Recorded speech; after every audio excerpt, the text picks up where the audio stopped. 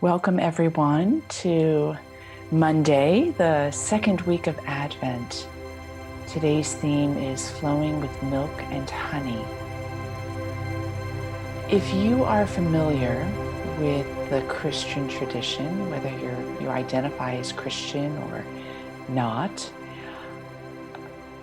the theme of milk and honey is a very popular one when it comes to Advent. I, as you know, was Catholic and was blessed to be a Carmelite nun for many years. And Advent was a season that we celebrated in two ways. Well, many ways, but the two predominant ways were first that we stripped down everything. So we pulled away all of the tapestries. Flowers were not in the chapel. The psalms and the chants that we would do were very, very simple. We stopped using the organ. We fasted. There were many, many things that we did during Advent. Secondly, what we did is we chanted and we meditated on words that were replete with the promise of fullness, of abundance.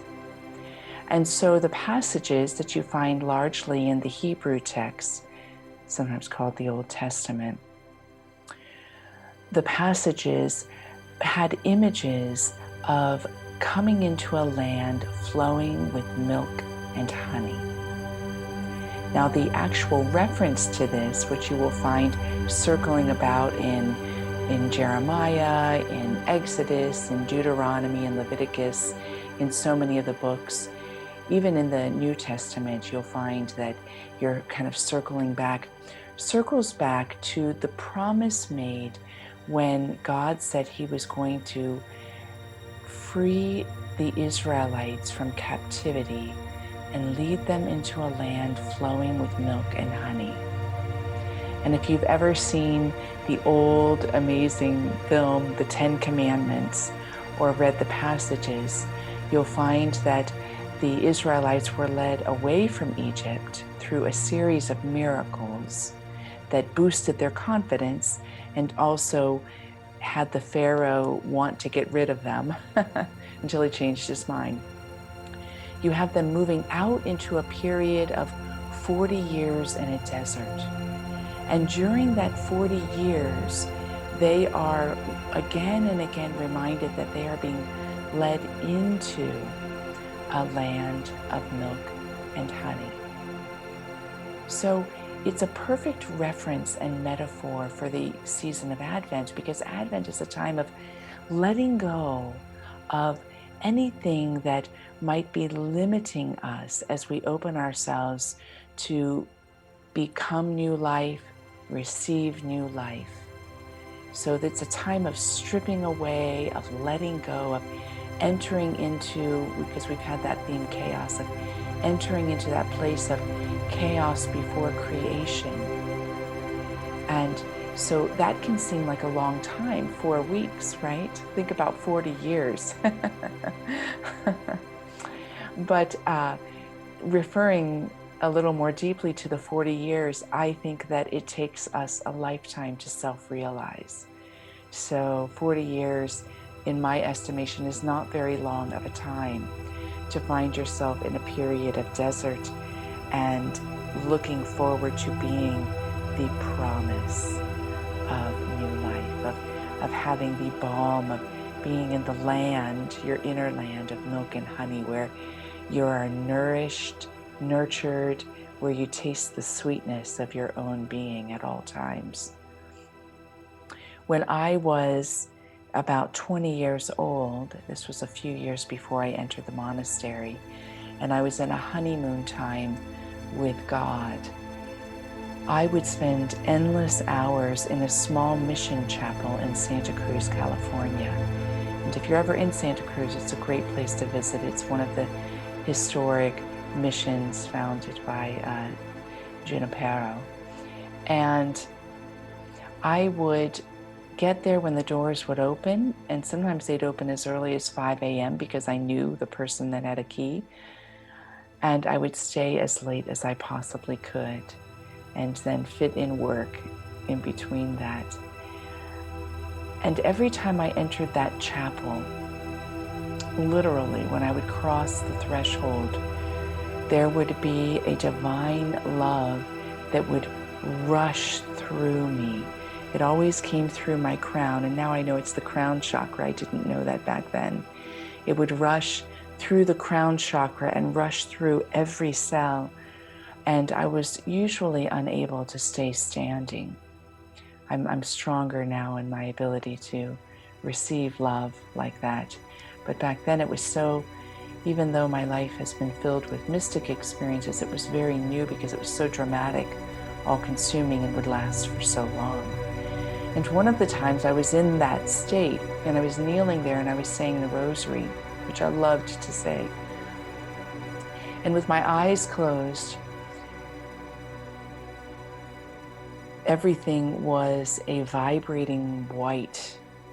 And I had a sense that Mary was right before me. I could see her, but it wasn't seeing her with like my imagination. And that presence, she was right there. And so each time I said a Hail Mary, there was such a sweetness. There was such a sweetness that would come out. It would bubble up from within me. And when this sweetness would bubble up, when it would get to my throat, it would form a ball about the size of a racquetball, a little smaller than a tennis ball. And I could feel it like this huge lump in my throat as I was saying, Hail Mary, full of grace. And then as I would utter the rest of the words, it would come up and it would come out my lips. And it felt like my lips were round, just like the ball. And the whole experience was so sweet. Well, simultaneous to being lost in the experience, I kept getting this reference from my head, milk and honey, milk and honey, milk and honey. Because there was something at the same time that was longing to understand what was happening because I didn't know what was happening. But I kept putting that idea of milk and honey on top of the experience. And that's not what was being revealed to me. I let the metaphor go, and what came forward, you may even already intuitively know this, what came forward was roses, because it was so fragrant. And I realized each time I was saying Hail Mary, it originated a rose from deep within me that was very sweet and very fragrant, and it would be round like a rose budding within my throat, in my throat chakra, and then come out my mouth as though it were flowing like honey. It showed me that within us there is a healing balm. Within us is the rising up of being brought to the land of milk and honey. And if we can step aside from our ideas of what that should look like, I stepped aside from the milk and honey idea, it can reveal itself for what it is in the moment. For me, it was roses, but I was being brought to the inner land of milk and honey through the saying of Hail Mary, full of grace. We know these truths. We hold them within us to be certain. But we are on a path of remembering. And to not remember who we are is nothing worthy of condemnation or self-judgment, for that's part of the glory of the divine. Part of the glory is the divine breaking off as you into this individualized form and choosing, if you will, to forget so that there can be the glory and the sweetness of remembering. Think about when you sink into the fullness of your being for a moment. There's this sentimental quality to it almost, that you're coming back to something so very familiar. So today, let yourself relish in the land of remembering, letting go of self-judgment that if you don't remember, if you don't taste it, it's simply because part of your path is still in the darkness of remembering. Take these words of Eckhart, Master Eckhart. Actually, let me put them at the end of our meditation. I'll end with Eckhart's words, and they are words of remembrance. So for today's meditation, we are simply going to utter, Hail Mary, full of grace. So I invite you to close your eyes.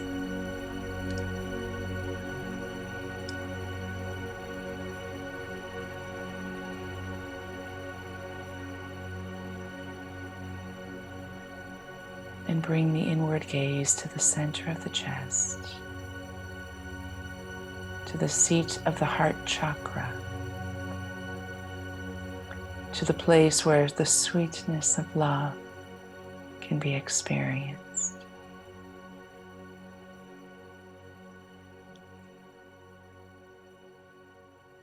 And if you will, speak these words from this place of the heart and allow them to move upward like the rose I shared happened for me in my 20s. Let the words move upward through the heart, throat chakra, being a healing balm that you may know your truth and to be uttered through your lips with freedom.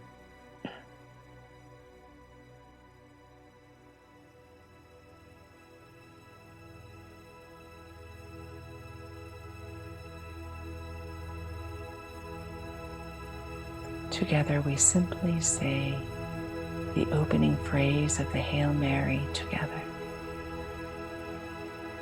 Hail Mary, full of grace, the Lord is with you.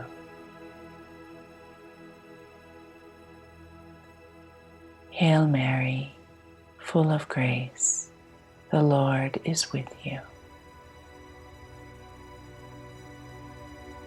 Hail Mary, full of grace, the Lord is with you.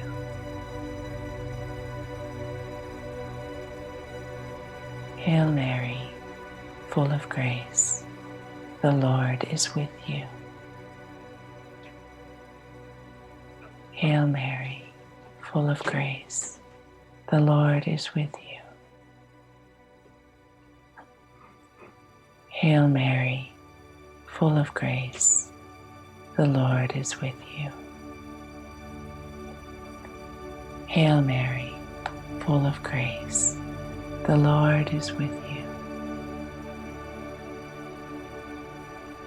Hail Mary, full of grace, the Lord is with you.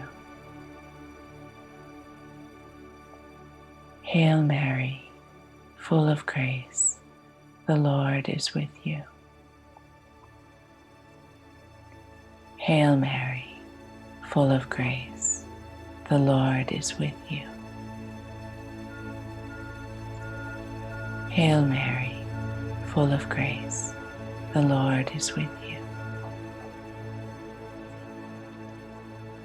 Hail Mary, full of grace, the Lord is with you. Hail Mary, full of grace, the Lord is with you. Hail Mary, full of grace, the Lord is with you. Hail Mary, full of grace, the Lord is with you. And let's sit for a moment in the grace of this utterance that has arisen within us.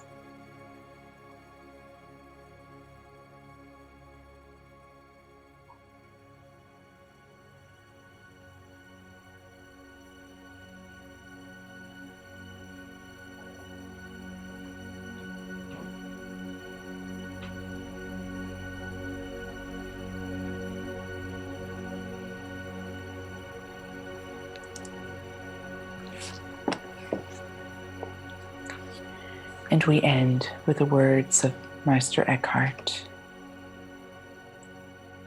When I was a stream, when I was the forest, when I was still the field, when I was every hoof, foot, fin, and wing,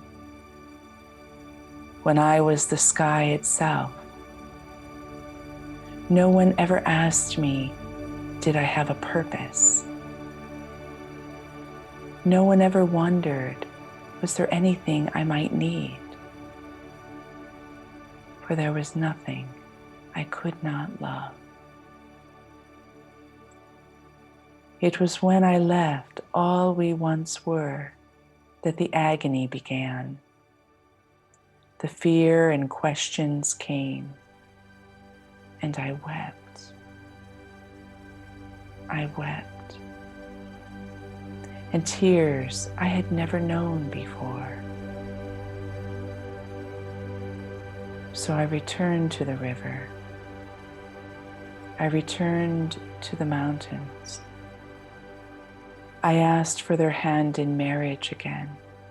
I begged to wed every object and creature.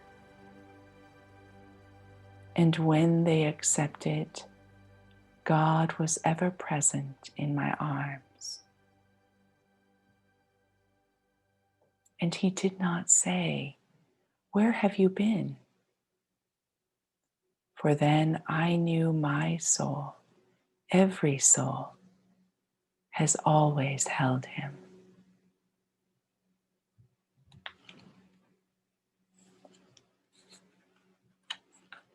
Have a great day, everyone. Great to be with you. Mwah.